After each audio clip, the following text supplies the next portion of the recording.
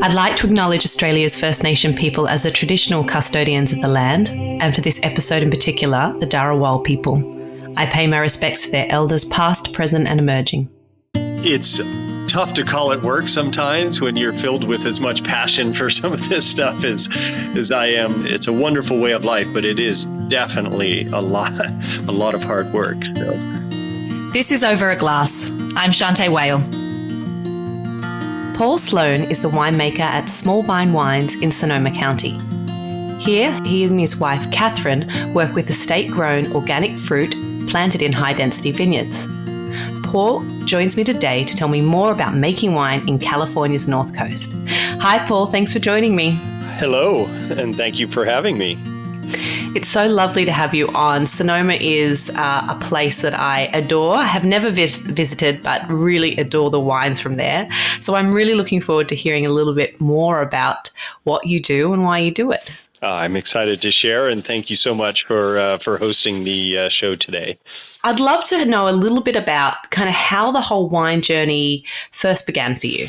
Well, I grew up in Sonoma County, about a half an hour from where I am farming now on a 250-acre horse and cattle ranch. It had nothing to do with wine. And I got into wine. I'd been working in the restaurant industry since I was very young, about 14 or 15. I started bussing tables. The day I turned 21, I was working at a fairly high-end restaurant and asked my manager if I could sit in on the wine tastings they were doing to build the wine program. So I could learn a little more about wine. 6 months later, I was running the wine program at that restaurant and had the pleasure of studying under several different master sommeliers at a wine education course called the Sterling Vineyards School of Service and Hospitality, headed with Evan Goldstein, was kind of the founder of that program. And that really sort of tipped me off to the world of wine. But the foods that we were serving at the restaurant were fairly light fare, a lot of wild game and so forth. And so Pinot Noir and Chardonnay were definitely kind of top pairings in my restaurant. So developed a great passion for those two varietals. Wow, 6 months. That really sounds like you're an overachiever, Paul, and somebody that just goes out and makes things happen. Yes, if I decide to do something, I'm kind of all in, 100%. So, wow. First of all, I mean, it's all kind of falling into place how you kind of got the bug. But I believe there was also a particular bottle of Burgundy that you tried when you were first working in hospitality. Tell me a little bit about that bottle of Burgundy and why it stood out. You know, the restaurant was lucky enough to have a lot of Burgundy on our list. So I was trying quite a bit of older French Burgundies and so forth, and many of them very good, but many of them probably waited too long to be enjoyed. But one night a gentleman ordered a bottle of DRC Domaine Romani Conti. It was a 1978 from the Romani Conti vineyard. And that was, at that point in my life, and probably still is to this day, the most magical experience with wine that I've ever had. The most cerebral, the most sort of, I call it a wine to me that's really amazing, draws me into the glass. Like I can't stop putting my nose in the glass and just sort of thinking about what's evolving, what's coming out of the glass. So that really is what sort of sent me down the path of looking into how can we make wines that are maybe less opulent, like a lot of the California wines were at that point in time, and more sort of terroir driven, more sort of a deep sense of place from the wines. So that's why the high density plantings and my sort of approach to farming Chardonnay and Pinot Noir, more like the old world in many ways.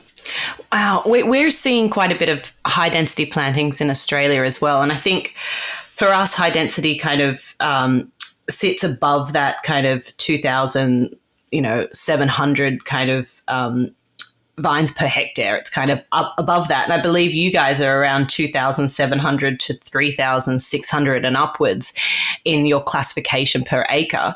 But I'm really interested to know, because you are in the North Coast, which is a huge area. Sonoma County is huge. Are you the winery situated in the Green Valley? The winery is situated in the Green Valley, yes. Yes, but you grow grapes in Russian River Valley and Sonoma Coast. Is that right? That's correct, yes. Can you tell me a little bit, because when you look at, a map and you're studying topography, it looks like lots of different jigsaw puzzles put together. So can you explain a little bit about the differences between the Russian River Valley and the Sonoma Coast? I mean, I know the Pacific plays a huge role. The way that fog rolls in is quite influential as well. But can you explain a little bit about the two sites that you source grapes from? So we've planted over 40 vineyards out in these, call them coastal hills, ranging from about 10 miles from the ocean to as close as about 3 miles in from the ocean. And the ridge lines here are through tectonic plate collision. They've kind of risen up to about 1,200 feet, maybe 1,600 feet in the highest areas. So that sort of stops the fog coming in off of the Pacific Ocean. And fog is a cold air mass, so it wants to stay as low elevation as it can. So the farther south you are in the Russian River, the cooler you are. So you can have areas in the Russian River that are actually colder than what a lot of the vineyards are in the Sonoma Coast, just based on your proximity to that kind of fog intrusion. So it's a really dynamic place to farm with a tremendous amount of microclimates.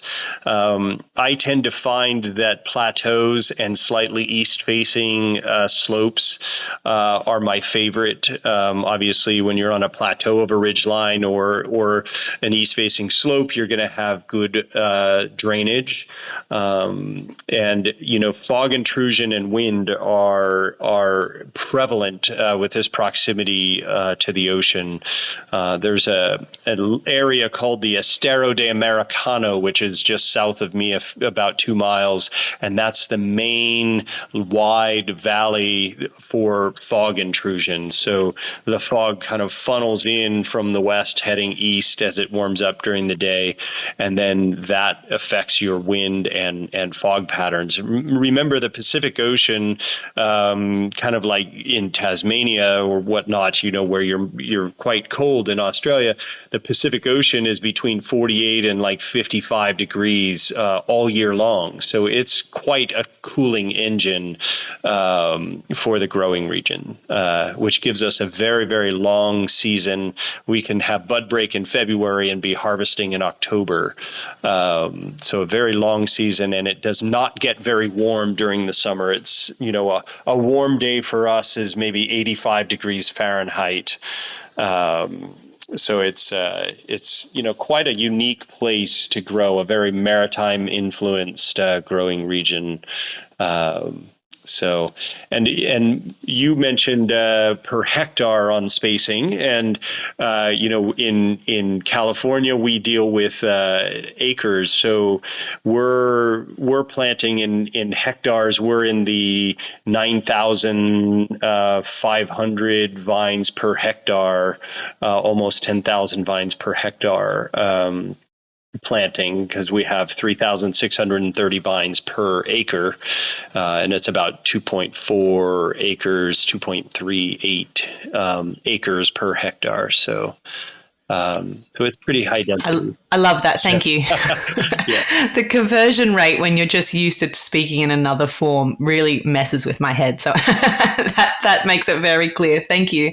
Now tell me, are you planting, because of that kind of slightly more moderate climate of Russian River and then that really cool climate of Sonoma Coast, are you planting Chardonnay and Pinot on both sites?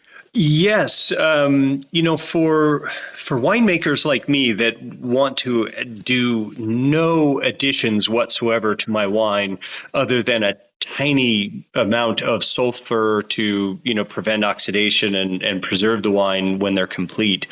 Clonal selection, plant material selections for different locations is critical. So over the past 25 years, I've been putting a tremendous amount of research into what selections, for example, in a slightly warmer climate, I want selections that hold on to their acidity more, that take longer to respire acidity, so that I can get the pH in balance with the fruit phenolic maturity.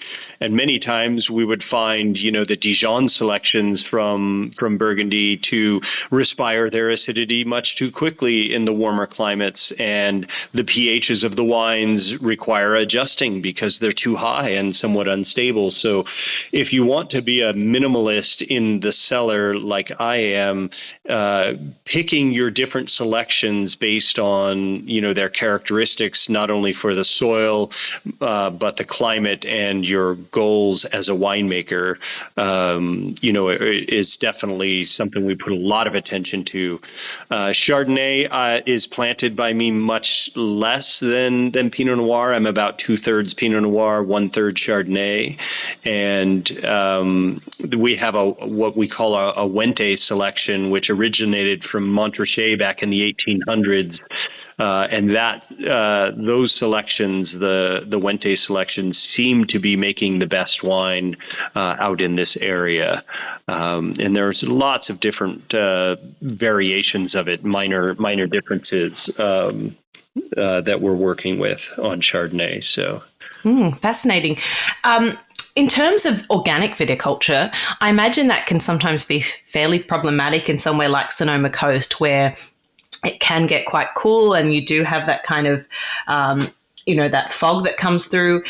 Is that not an issue because most of your vineyards are above the fog line, or what are the challenges about organic viticulture where you are? Yeah, that's a great topic because we are organic and regenerative, and we implement biodynamic practices. So we're kind of what we would call smart bio-organic, with regenerative being sort of the most important part of that. And it is challenging. What I have found, though, I've been over to Burgundy quite a few times, and I've brought a lot of farmers from Burgundy back to California to just help me figure out what is not Burgundy about California? What are the differences? Because if we want to make wines from this place, we have to be real about that this is California, not Burgundy. We can't just emulate. But the things that I learned that are fundamentally true in places that have high humidity, ours coming from fog, Burgundy maybe more through rain, is your canopy management has to be impeccable. We have no more than 10 shoots per meter on a vine. We can have less than 10 shoots per meter, but no more than 10 shoots per meter. And when you do that, you have 3.5 inches plus or minus between every growth point. You have spaces between the leaves that airflow can get through and dry things out. You don't have clusters, hanging on top of other grape clusters. And so that is the number one thing that helps. You have to be fairly rigorous with your biodynamic preparations, going out and your mildew control program. But the most important thing is impeccable canopy management. And we do farm everything organically. All 20 estate acres that we farm are organically farmed. Yeah, you just can't escape that huge amount of hard work, it seems. All these people that start out in the wine industry and decide they want to have a vineyard, and it sounds very romantic, but really it's just a lot of hard work, isn't it?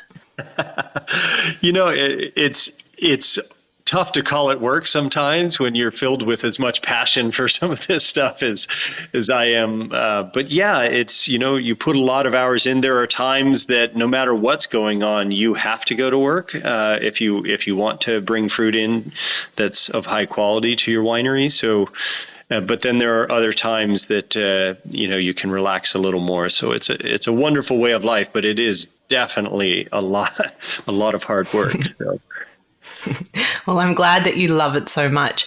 Paul, this is a hard question to answer, but when you look at the landscape of Pinot Noir across the world, when you see Sonoma Coast Pinot Noir, and that I know is a huge generalization because of all the different areas, the regions, the aspect, the clones you're looking at, but what do you see as distinguishing features about Sonoma Coast Pinot Noir?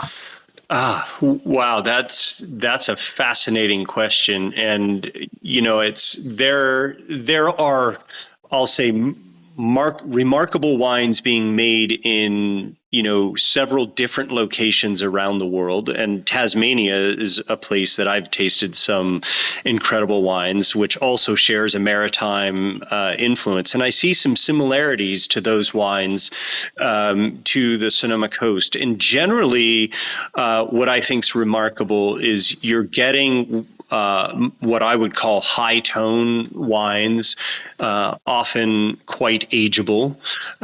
With the higher density plantings, I find that the structure and tannin level of the wines is enhanced, increased, and just again adding to the ageability of the wines. They tend to be very food friendly wines because of the acidity and generally lower alcohol contents. And the fruit profiles can range, and that's something I find that's quite interesting. You can have very high-toned red-fruited wines. You can have much darker fruited wines. You can have different color flowers, purple and red flowers like roses and violets and so forth in the wine. So they are fairly dramatically different, but those characteristics of acidity, generally lower alcohol, age-worthy, and food-friendly tend to be true through the entire growing region. And so I guess varietal typicity, you can tell it's Pinot Noir. You don't have to guess what region it's from. People do start guessing. A lot of people will say this is Old World, and not that we're trying to mimic the Old World, but that we're getting characteristics in the wines that are maybe a little less fruit and more tertiary out here in these cooler climates, and especially with the higher density plantings adding to that. So it's just a remarkable place to have the pleasure to farm and live and produce wines from. I'm not sure if that exactly answered. Well, it did, because it's like I said, it's a sweeping generalization of a huge range of vineyards and terroir in one paragraph to sum it up. But I suppose you kind of echo some of the feelings I have as well about tannins, texture, and savory qualities, along with really persistent, bright, and quite floral fruits as well. So you've kind of said something that kind of would kind of make sense from what my very small experience would be as well. I'd like to know a little bit in terms of, having a high density vineyard, wonderful thing to do from the outskirts, expensive, no doubt, but it's very difficult for some of these already established traditional vineyards to kind of change over and go into perhaps high density. Is that something you're seeing people transition to, or are you an outlier in your regions? I'm definitely an outlier, and I think most of it is equipment availability. Most farmers want to be able to go down to a local dealer and, buy a tractor and then have them service it or get replacement parts very easily. The tractors I'm using, I purchased in France and put on a ship and shipped them over to myself, and so it's definitely creates more challenges. I would never farm Pinot Noir in this region differently, knowing what I know after doing it for 25 years. But I don't see, the thousands of acres of other vineyards changing rapidly. Some people have narrowed from 8 feet down down to 6 feet, but still the most common vine row spacing is an 8-foot tractor row. And that's all about fitting equipment down. It has nothing to do with wine quality. It's all about the mechanization aspect of it.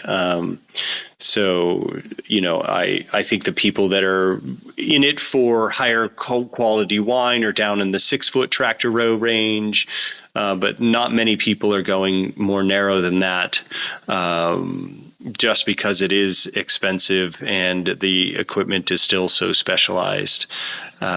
So I sort of jumped in head first, 25 years ago, and to me, it's a competitive advantage because people are slow to change in agriculture.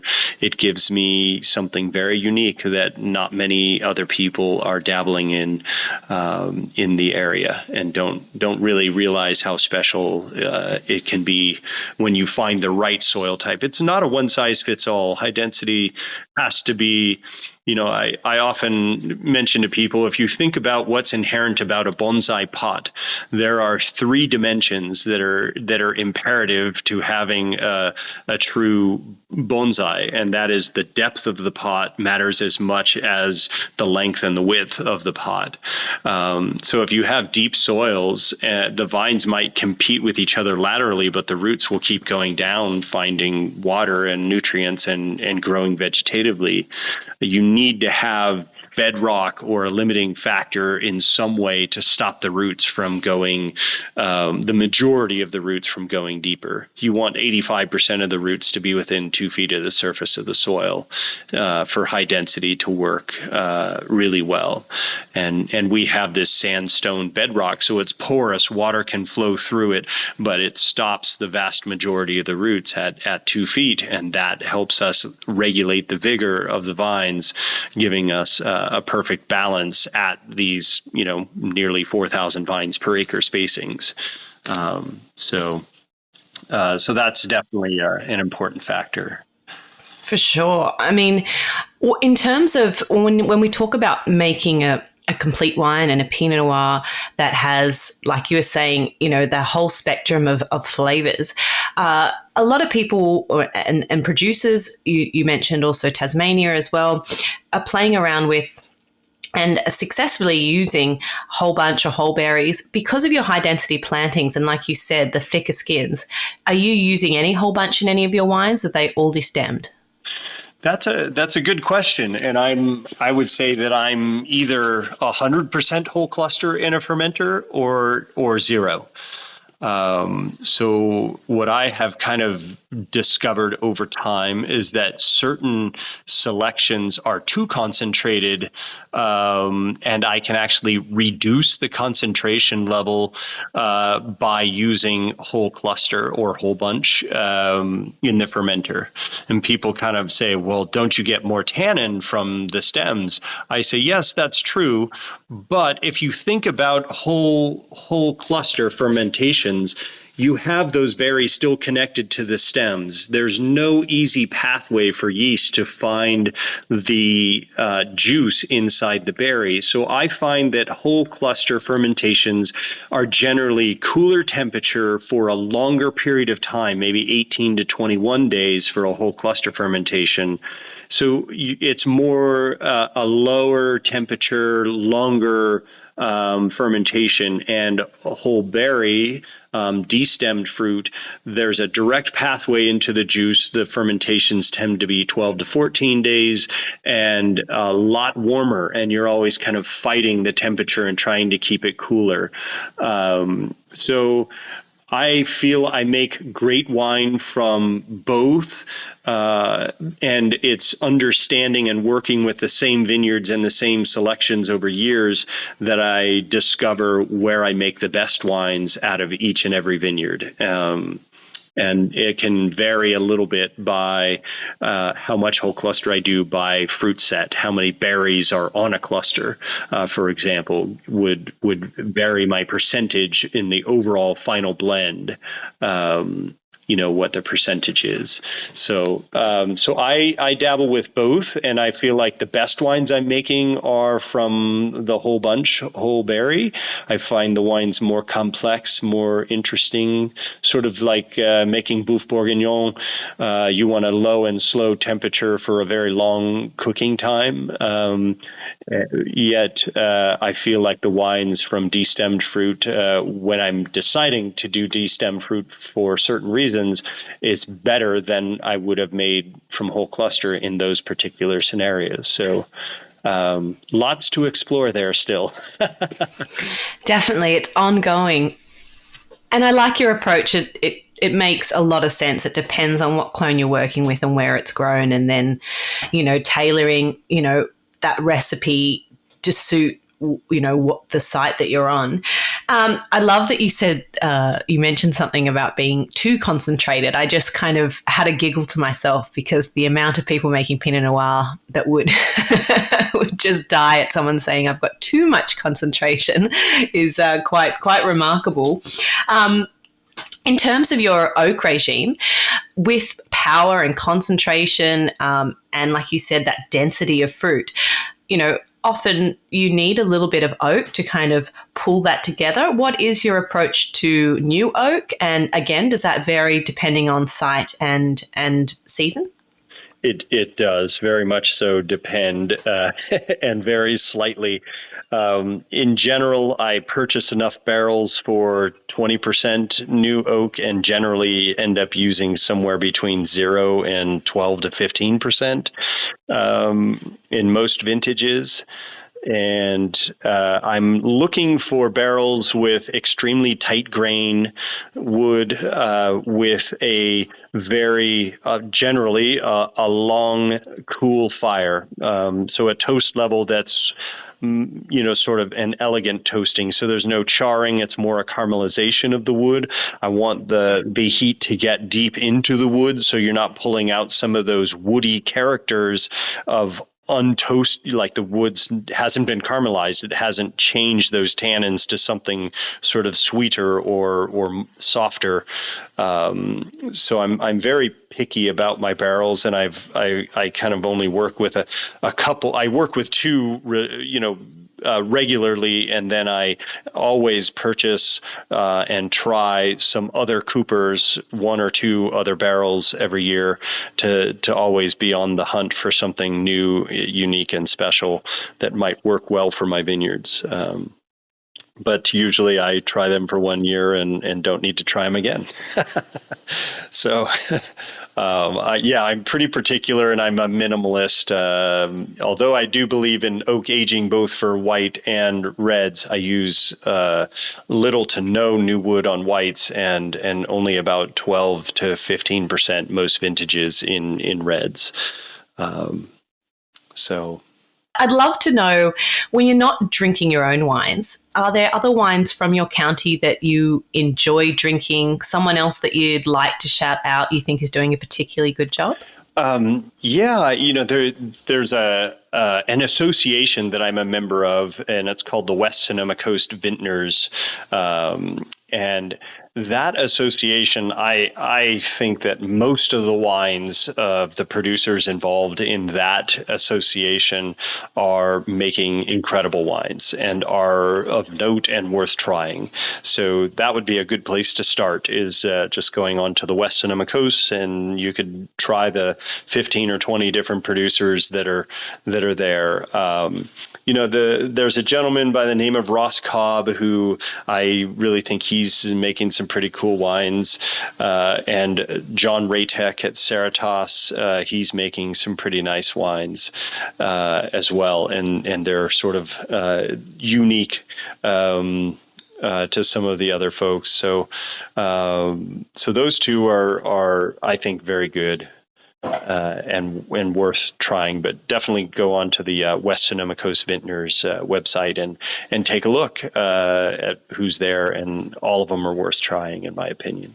That's fantastic. I really enjoy that because we talk about these wines and then I start salivating and I think, oh, I need to try more of these wines and I don't know where to start. So thank you. I appreciate that. On the podcast, I ask if you could only drink 3 beverages for the rest of your life, what would they be and why? It's a way to get us a little bit more of an understanding about you and your palate and what you'd drink at the end of a long day. If I had 3 beverages for the rest of my life, champagne would definitely be on the top. And we're producing some sparkling wine now from some of our colder locations that are looking pretty exciting to me. So definitely love champagne. When it's, I'll say, a little bit more of a party environment, high-end tequila is pretty fun and tasty. But sipping tequilas, these are very high quality. Sometimes, making into like a jalapeno margarita or something like that. But there's a great cocktail called the Sweet River Underground that has jalapeno infused tequila and so forth. So that's a fun one. And then, I just have to say that Pinot Noir is still up there for me on top of the heap.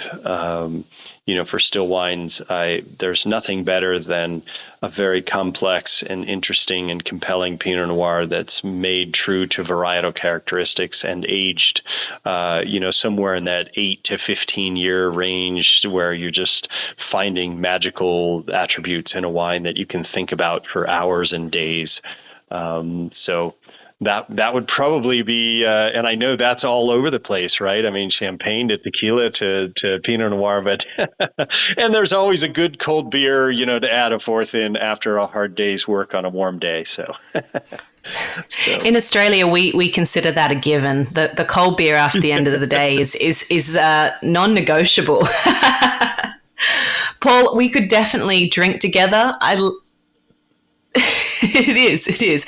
What did they say? A lot of wine wouldn't get made if there wasn't the beer, but we could definitely drink together. I'm a big fan of champagne, tequila, and Pinot Noir in any order with any meal. I could do any of those at any time, and I think that you have fantastic taste. Well, I hope we have the chance to drink together one of these days. I definitely have it on my bucket list to get to Australia, and I will definitely look you up when I am heading that way. Please do. I'd love to introduce you to some wonderful restaurants or sommeliers that could, flog your booze, as we say, but it has been such a pleasure. I've found this a fascinating chat, and I think you're doing an amazing job over there. Well done for the foresight, and congratulations, and thank you for spending some time with me today. It was my pleasure, and thank you for hosting me on the show, and I look forward to meeting you in person in the future. Have a wonderful morning. Sounds good. This is Over a Glass. I'm Shanteh Wale. Stay tuned for more stories from the world of wine and drinks. Listen in every Thursday on your podcast app. Follow us on Instagram at overaglasspod and contact us at overaglass@deepintheweeds.com.au.